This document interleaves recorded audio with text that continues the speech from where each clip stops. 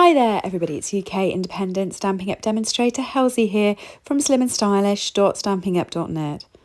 Thank you very much for joining me today. Today I'm creating a cute little baby shower card. So I created this card the morning of one of my best friend's baby showers, Leonie. And here is a picture of all of us at the baby shower. So Leonie is sort of second from the right with the glasses on with the mum-to-be sash. And these are me and my friends. I'm the one in the striped shirt on the right-hand side. So I've used the Little Dreamers Cling stamp set. Love this one. It's from the new catalogue and it's just so cute. And I love this little lion hanging onto his star balloon. How cute's that? And the squirrel that's catching the stars, just amazing. So I'm going to be using the lion today with his star balloon, and I've got some scrap basic white. So I'm going to be stamping this down with Memento ink because I'm going to be using my blends. And then I'm also going to pop some spare stars around him. Again, this is scrap paper, so it doesn't matter about making it look pretty. You just want to stamp it on so that you can cut it out and create some cool effects for your card. Now, these do come with coordinating dies as well, which makes that easy if you're not a fussing cutting person. You can also cut them with your scissors, or you can run them through a scanning cut or something like that. So I'm using pumpkin pie to start off with. This is dark and light pumpkin pie, which I'm using on his mane and his tail. I am going to go over it so it's not as bright and as dark, but at the moment this is the first layer of the blend. This is the great thing about blending. You can build up the colours. So this is light and dark Daffodil Delight. This is the dark, and I'm just going to pop the light on now. Now my light is running out. I keep meaning to order a new one and keep forgetting because, you know, often I get distracted by the pretty stamp sets and I forget when I need to order something that needs to be replenished, like the light Daffodil Delight. But it doesn't matter anyway because I am going to go over the top. So first of all, I've gone over the top with light Lemon Lolly, and then I'm going to be going over the top with light Wild Wheat. So I love this Wild Wheat colour. It's like a gold. Now, lots of demonstrators, when this first came out or first got announced, you could see they weren't particularly pleased with it. You know, some of them made comments about what else it looked like. And I thought, you know what, it does. And I didn't really like it. But since I've actually had it, I love it. And I can find so many different places to use it. I actually really like it. And I don't know whether you saw then, I've gone over the pumpkin pie bit. So I went over the yellow and over the pumpkin pie because they're the bases underneath that's created different tones for the Wild Wheat. I also use light crumb cake for his tummy, and now this is Lemon Lolly, light and dark for the stars. So the great things about blends is you can start with a different colour on the base, put a colour on top, and it creates a different tone. You can see here how different my lion is by having a lemon underneath it than having an orange.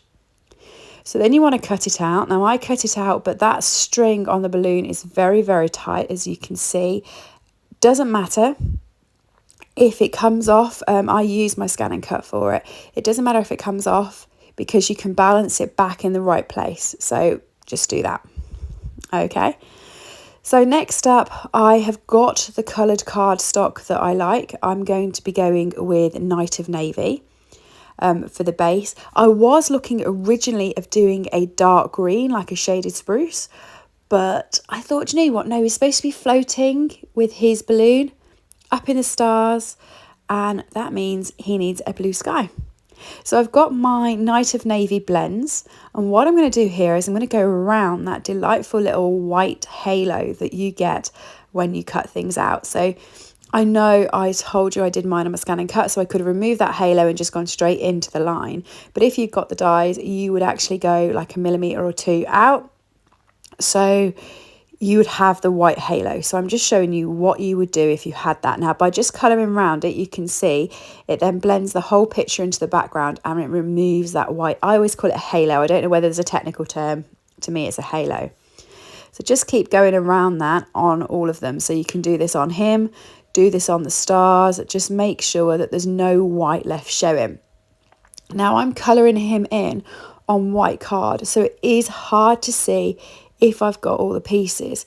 So what you want to do is at intervals, you want to take him and put him back over the dark colour, and you will see if there's any white that you've missed. Okay, it'll show up like anyone's business once you've done that.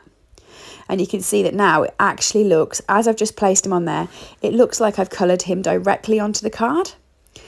So quite a few times, if you've got a dark background and you would like to just blend on top of it and you're like, well, you know, I've got to blend on white. You don't have to blend on white. You could do it like this, stick it down flat onto the cardstock. No one would really know. Very simple, very easy. So I'm just going around a few of these stars. As I was colouring them in, I did notice that I probably cut a few too many for me, but I wanted the big ones. So in those 3 stars, there's 2 littler stars and there's one that's slightly bigger. So I've coloured each one of the slightly bigger, so there's 3 slightly bigger ones, and then I coloured 2 of the little ones. Okay, the rest I've put aside and I'm probably going to use them on more projects. So at one point you might be watching a video and I'll say, here are those stars from 2 weeks ago.